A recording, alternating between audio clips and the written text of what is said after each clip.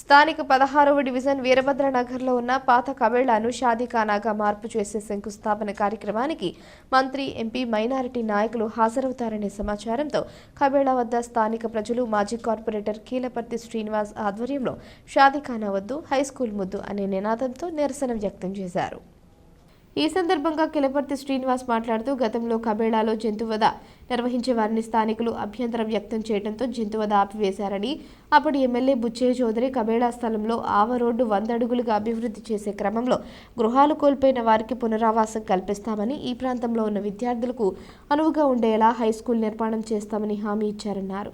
ఆ హామీని నెరవేర్చకుండా మైనారిటీలకు 4వ షాదీఖానా నిర్మించడానికి శంకుస్థాపన కార్యక్రమానికి ఏర్పాట్లు చేస్తున్నారన్నారు.